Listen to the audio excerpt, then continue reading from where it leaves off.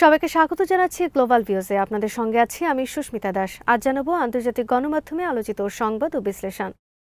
ফিলিস্তিনের দখলকৃত পশ্চিম তীরে দমন অভিযান অব্যাহত রেখেছে দখলদার ইসরায়েল। প্রতিরোধ যোদ্ধারাও এর শক্ত জবাব দিচ্ছেন।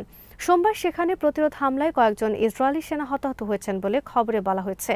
প্যালেস্টাইন ক্রনিকল জানিয়েছে, পশ্চিম তীরের দক্ষিণাঞ্চলে অবৈধ কিরিয়াত আরবা বসতির কাছে সোমবার সন্ধ্যায় ইসরায়েলি সেনাদের উপর গাড়ি উঠিয়ে দেওয়ার ঘটনা ঘটেছে। এতে এক ইসরায়েলি সেনা গুরুতর আহত হয়েছেন। ঘটনার পর ইসরায়েলি বাহিনী সন্দেহভাজন ফিলিস্তিনি চালককে ধরতে এলাকায় ব্যাপক অভিযান চালিয়েছে। ইসরায়েলের সামরিক বাহিনী জানায়, ঘটনাটি ঘটে হেব্রন এলাকার ইয়েহুদা জংশনে। আহত সেনাকে হাসপাতালে নেওয়া হয়েছে। সেনাবাহিনীর দাবি, তারা চালকের দিকে গুলি চালান। তিনি আহত হলেও ঘটনাস্থল ত্যাগ করতে সক্ষম হন। পরে পুরো এলাকায় চেকপোস্ট বসিয়ে বড় ধরনের অভিযান চালানো হয়। ইসরায়েলি দৈনিক ইসরায়েল হায়ম জানায়, দখলদার বাহিনী ফিলিস্তিনি চালকের গাড়িটিকে তাড়া করলেও ধরতে পারেনি। গাড়িটি হেব্রনের দিকে চলে যায়। আল জাজিরার প্রতিবেদক জানান, হামলার পরপরই ইসরায়েলি বাহিনী হেব্রন শহরের বিভিন্ন এলাকায় অভিযান চালায়। অভিযান পরিচালিত হয় আল আহলি হাসপাতাল, আল মিজান হাসপাতাল ও আল মুহতাসিব হাসপাতালের আশেপাশে। হেব্রনের উত্তরে হালহুল এলাকার কাছে গাড়ি চাপা দেওয়ার এই ঘটনাকে বৈধ প্রতিক্রিয়া হিসেবে আখ্যা দিয়েছে ফিলিস্তিনি প্রতিরোধ আন্দোলন হামাস। সংগঠনটির মতে, ইসরায়েলের হত্যা, বাড়ি ধ্বংস, অবৈধ অভিযান এবং গাজা ও পশ্চিম তীরে সংঘটিত পদ্ধতিগত অপরাধের কারণেই প্রতিরোধমূলক কর্মকাণ্ড বাড়ছে। হামাস আরও জানায়, পশ্চিম তীরে প্রতিরোধ হামলা বেড়ে যাওয়ার সাম্প্রতিক প্রবণতা ইসরায়েলি আগ্রাসন এবং বসতি সম্প্রসারণ, ইহুদিকরণ ও দখলদারিত্বের মাধ্যমে ফিলিস্তিন ইস্যু মুছে ফেলার প্রচেষ্টার সরাসরি ফলাফল। সংগঠনটি পুনর্ব্যক্ত করেছে, ইসরায়েলি হামলা ও আগ্রাসন চলতে থাকলে প্রতিরোধ লড়াইও বৈধ ও অপরিহার্য পথ হিসেবে অব্যাহত থাকবে। এদিকে ফিলিস্তিনের অপর প্রতিরোধ আন্দোলন ইসলামিক জিহাদের সামরিক শাখা আল কুদস ব্রিগেড সোমবার জানিয়েছে, পশ্চিম তীরের কাবাতিয়া শহরে তাদের যোদ্ধারা ইসরায়েলি বাহিনীর বিরুদ্ধে আকস্মিক হামলা অব্যাহত রেখেছেন। আল কুদস জানিয়েছে, তাদের সদস্যরা শহরের কুদস মোড়ের কাছে কয়েকটি অ্যান্টিপার্সোনাল এক্সপ্লোসিভ ও হাত বোমা দিয়ে একটি ইসরায়েলি পদাতিক ইউনিটের ওপর হামলা চালিয়েছেন। এরপর একটি সাজোয়া যানের নিচে তুফান বিস্ফোরক ডিভাইসের বিস্ফোরণ ঘটান তারা। এই অভিযানে ইসরায়েলি সেনাদের মধ্যে নিহত এবং আহত হওয়ার ঘটনা ঘটেছে বলে জানায় আল কুদস ব্রিগেডস। কাবাতিয়ার এই সংঘর্ষ এমন সময় ঘটেছে যখন ইসরায়েলি বাহিনী দখলকৃত পশ্চিম তীরে অভিযান জোরদার করে নতুন করে গ্রেফতার, বাড়ি তল্লাশি ও কারফিউ শুরু করেছে। সোমবার ইসরায়েলি বাহিনী তুবাস শহরে অভিযান চালিয়ে কয়েকজন ফিলিস্তিনিকে গ্রেফতার করে। আল বিরেহ শহরের সাতে মারহাবা এলাকায় ইসরায়েলি অভিযানের সময় 5 জন ফিলিস্তিনি আহত হন বলে জানিয়েছে রেড ক্রিসেন্ট।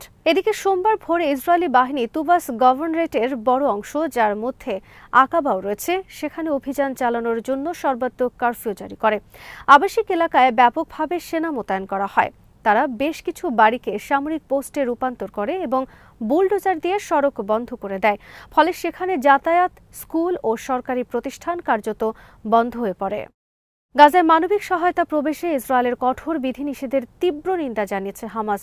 বিশেষ করে তাঁবু ও অস্থায়ীভাবে তৈরি ঘরগুলোতে ঢোকার অনুমতি সীমিত করে দেওয়াকে তারা মানবিক সংকট আরও তীব্র করার পদক্ষেপ হিসেবে আখ্যা দিয়েছেন। সোমবার হামাসের মুখপাত্র হাজেম কাশেম বলেন, গাজায় বিদ্যমান আশ্রয় কেন্দ্র ও তাঁবুগুলো বাসযোগ্য নয় এবং এগুলো তীব্র শীতের পরিস্থিতি সহ্য করতে অক্ষম। তিনি অভিযোগ করেন, ইসরায়েল খুব সীমিত সংখ্যক ট্রাককে ঢুকতে দিচ্ছে, যা গাজার জনগণের ন্যূনতম মৌলিক প্রয়োজনও পূরণ করছে না। কাশেম জানান, গাজায় প্রবেশ করা বেশিরভাগ ট্রাক বাণিজ্যিক খাতের, যেখানে এমন পণ্য থাকে যা গাজাবাসীর জরুরি প্রয়োজন মেটাচ্ছে না। তিনি বলেন, 2 মিলিয়নেরও বেশি ক্ষতিগ্রস্ত মানুষের চাহিদা পূরণে বিপুল পরিমাণ ত্রাণবাহী ট্রাক জরুরি ভিত্তিতে প্রয়োজন। হামাসের মুখপাত্র আরও জানান, গাজার যুদ্ধবিরতি চুক্তিতে বেসামরিক মানুষের দুর্ভোগ লাঘবে মোবাইল হোম সরবরাহের বিষয়টি অন্তর্ভুক্ত ছিল। তিনি মধ্যস্থতাকারী ও সংশ্লিষ্ট দেশগুলোকে শীতকালীন ঝড় শুরুর আগে গাজায় মোবাইল হোম প্রবেশ নিশ্চিত করতে জরুরি ও কার্যকর পদক্ষেপ নেওয়ার আহ্বান জানান। ইসরায়েলের প্রেসিডেন্ট আইজাক হারজোগ প্রধানমন্ত্রী বেঞ্জামিন নেতানিয়াহুর ক্ষমার অনুরোধ থেকে নিজেকে কিছুটা দূরে সরিয়ে বলেছেন, তিনি কেবল ইসরায়েল ও ইসরায়েলিদের স্বার্থ বিবেচনায় রাখবেন। প্রেসিডেন্ট বলেন, প্রধানমন্ত্রীর পদক্ষেপটি অনেককে উদ্বিগ্ন করেছে। ফলে ক্ষমার আবেদন সতর্কতা ও স্বচ্ছতার সঙ্গে পরিচালিত হবে। তার অফিস থেকে বলা হয়েছে, প্রেসিডেন্ট পরিস্থিতি নিয়ে বাড়তে থাকা চাপ ও শত্রুতাপূর্ণ বার্তার নিন্দা জানিয়ে জোর দিয়ে বলেছেন, সহিংস ভাষা তার সিদ্ধান্তকে প্রভাবিত করতে পারে। দৈনিক ইসরায়েল হায়ম জানায়, নেতানিয়াহু তার ক্ষমার অনুরোধকে জনস্বার্থের দোহাই দিয়ে উপস্থাপন করছেন, কিন্তু এটি রাজনৈতিক স্বার্থ হাসিলের ইঙ্গিত দেয়।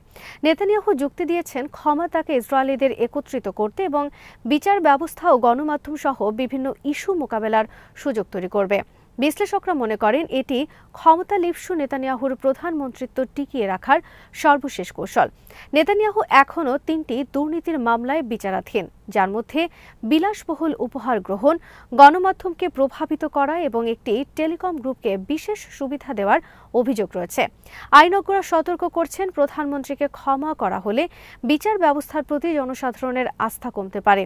দায়িত্বে থাকা প্রধানমন্ত্রীকে বিচার থেকে রেহাই দেওয়া বিষয়টি প্রশাসনকে বিচার বিভাগের উপরে আসীন করে দেবে। ফলে রাষ্ট্র ব্যবস্থায় ভারসাম্যহীন অবস্থা তৈরি হবে। বিরোধী এমপিরা জোর দিয়ে বলছেন, ক্ষমা নয়, এখন দুর্নীতিবাজ নেতানিয়াহুর পদত্যাগ আবশ্যক। নভেম্বরে বিগ ডেটা পোল পরিচালিত জরিপে দেখা গেছে, যুক্তরাষ্ট্রের নিবন্ধিত ভোটারদের মধ্যে ইসরায়েলের প্রতি সহানুভূতি ঐতিহাসিকভাবে সর্বনিম্ন পর্যায়ে নেমে এসেছে। জরিপে দেখা গেছে, ভোটারদের একটি বৃহত্তম অংশ মনে করছেন, ইসরায়েল গাজায় যা করেছে তা গণহত্যার সমতুল্য। মোট ভোটারের মধ্যে মাত্র 29.1% ইসরায়েলের পক্ষে আর 21.14% ফিলিস্তিনের পক্ষে দাঁড়িয়েছে। 29.9% ভোটার বলেছেন তারা কোনো পক্ষ নন। ডেমোক্রেটদের মধ্যে 31.9% ফিলিস্তিনের প্রতি সহানুভূতিশীল এবং 17.1% ইসরায়েলের প্রতি সহানুভূতিশীল। 18 থেকে 29 বছর বয়সী রিপাবলিকানদের মধ্যে 33.4% ফিলিস্তিনের পক্ষে, 27.9% ইসরায়েলের পক্ষে আর 25.2% ভোটার কোনো পক্ষে নয়। শুধু 50 বছরের বেশি বয়সী রিপাবলিকান ভোটাররা ইসরায়েলের প্রতি সংখ্যাগরিষ্ঠ সহানুভূতিশীল। 65 বছর ও তার বেশি বয়সীদের মধ্যে ইসরায়েলের প্রতি সমর্থনের হার আগের মতোই বেশি। তবে মোট ভোটারদের 50.6% মনে করছেন, প্রেসিডেন্ট ট্রাম্পের প্রশাসন বিদেশি বিষয়গুলোর প্রতি অতিরিক্ত মনোযোগ দিচ্ছে এবং অভ্যন্তরীণ সমস্যাগুলোতে তাদের মনোযোগ পর্যাপ্ত নয়। বিশ্লেষকরা বলছেন, গাজা উপত্যকা নিয়ে ট্রাম্পের নেওয়া বিভিন্ন পদক্ষেপে এই জরিপ প্রভাব ফেলতে পারে। এরই মধ্যে ট্রাম্প ফিলিস্তিনের স্বার্থবিরোধী বিভিন্ন পদক্ষেপ থেকে সরে এসেছেন। তুরস্কের ফাইটার জেট প্রযুক্তিতে নতুন মাইল ফলক যুক্ত হয়েছে। মানববিহীন যুদ্ধবিমান বেরাক্তার কিজেলেলমা সফলভাবে আকাশ থেকে আকাশে নিক্ষেপযোগ্য ক্ষেপণাস্ত্র বা BVR ছুড়ে জেট ইঞ্জিন চালিত একটি চলন্ত লক্ষ্যবস্তুকে আঘাত করেছে। তুরস্কের নির্মাতা প্রতিষ্ঠান বেকার ঘোষণা করে, বিশ্বের প্রথম মানববিহীন যুদ্ধবিমান হিসেবে কিজেলেলমা এই সক্ষমতা প্রদর্শন করেছে। তুরস্কের সামাজিক যোগাযোগ মাধ্যম এন সোশ্যালে দেওয়া এক পোস্টে বেকার জানায়, বিশ্বে প্রথমবারের মতো কোনো মানববিহীন যুদ্ধবিমান BVR দূরত্বে এয়ার টু এয়ার ক্ষেপণাস্ত্র ছুড়ে চলন্ত লক্ষ্যবস্তুকে আঘাত এনেছে। বেকার আরও জানিয়েছে, স্থানীয়ভাবে তৈরি আকাশ থেকে আকাশে নিক্ষেপযোগ্য ক্ষেপণাস্ত্র গোখ দোয়ান নিক্ষেপ করে কিজেলেলমা উচ্চ গতির জেট চালিত লক্ষ্যবস্তুকে নিখুঁতভাবে ধ্বংস করতে সক্ষম হয়। তুরস্কের ইতিহাসে এটি প্রথম ঘটনা যেখানে কোনো মানববিহীন যুদ্ধবিমান স্থানীয় রাডার ব্যবস্থাপনা ব্যবহার করে আকাশ থেকে আকাশে ক্ষেপণাস্ত্র নিক্ষেপ করে জেট চালিত উড়ন্ত লক্ষ্যবস্তুর উপর সফল আঘাত হানল। এই অর্জনের মাধ্যমে কিজেলেলমা বিশ্বের প্রথম এবং একমাত্র মানববিহীন প্ল্যাটফর্ম হিসেবে আনুষ্ঠানিকভাবে আকাশযুদ্ধ সক্ষমতার স্বীকৃতি পেল। তুরস্কের শিল্প ও প্রযুক্তি মন্ত্রী মেহমেত ফাতে কাসির বলেন, বিশ্বে তুরস্কের এই সাফল্য প্রমাণ করে তুরস্কের জাতীয় প্রযুক্তির সক্ষমতা এমন পর্যায়ে পৌঁছেছে যেখানে আকাশে আধিপত্যের নিয়ম নতুনভাবে লেখা সম্ভব। পাকিস্তানের সাবেক প্রধানমন্ত্রী ইমরান খান মারা গেছেন এমন গুঞ্জনে উত্তপ্ত হয়ে উঠেছে পাকিস্তান। গুঞ্জন দিন দিন তীব্র হলেও তার কোনো খোঁজ দিচ্ছে না দেশটির সরকার ও রাওয়ালপিন্ডির আদিয়ালা কারা কর্তৃপক্ষ। এছাড়া পরিবারের কোনো সদস্য তার সঙ্গে দীর্ঘদিন দেখা করতে পারেনি। এমন পরিস্থিতিতে ইমরানের খোঁজ দেওয়ার দাবিতে তার দল পাকিস্তান তেহরিক এ ইনসাফ রাওয়ালপিন্ডিতে বিক্ষোভের ডাক দিয়েছে। তাদের বিক্ষোভ ঠেকাতে সেখানে 144 ধারা জারি করে সব ধরনের সভা সমাবেশ নিষিদ্ধ করেছে স্থানীয় প্রশাসন। রাওয়ালপিন্ডির ডেপুটি কমিশনার হাসান ওয়াকার চিমা ঘোষণা দিয়েছেন, 1 থেকে 3রা ডিসেম্বর পর্যন্ত 144 ধারা জারি থাকবে। এর আওতায় যে কোনো ধরনের সভা সমাবেশ, জমায়েত, মিছিল, শোভাযাত্রা, বিক্ষোভ, জনসভা এবং 5 বা ততোধিক ব্যক্তির অনুরূপ যে কোনো সমাগম নিষিদ্ধ থাকবে। এদিকে ইসলামাবাদ জেলা ম্যাজিস্ট্রেট 2 মাসের জন্য ইসলামাবাদ অঞ্চলে 144 ধারা আরোপের নির্দেশ দিয়েছেন। ইসলামাবাদ ম্যাজিস্ট্রেটের বিজ্ঞপ্তিতে বলা হয়েছে, সমাজের কিছু অংশ ইসলামাবাদে অবৈধ সমাবেশ আয়োজনের পরিকল্পনা করছে। বিজ্ঞপ্তিতে উল্লেখ করা হয়, ইসলামাবাদ জেলার রিড জোন সহ রাজস্ব সীমার মধ্যে 5 বা তার বেশি ব্যক্তির সব ধরনের সমাবেশ, র্যালি ও গণবিক্ষোভ নিষিদ্ধ থাকবে। আদেশটি আগামী বছরের 18 জানুয়ারি পর্যন্ত বলবৎ থাকবে। আজ এখানেই শেষ করছি। সবাই ভালো থাকুন, সুস্থ থাকুন আর দেখতে থাকুন বিডি ভিউজ। চ্যানেলটি ভালো লাগলে সাবস্ক্রাইব করুন। সংযুক্ত থাকুন আমাদের ফেসবুক পেজে।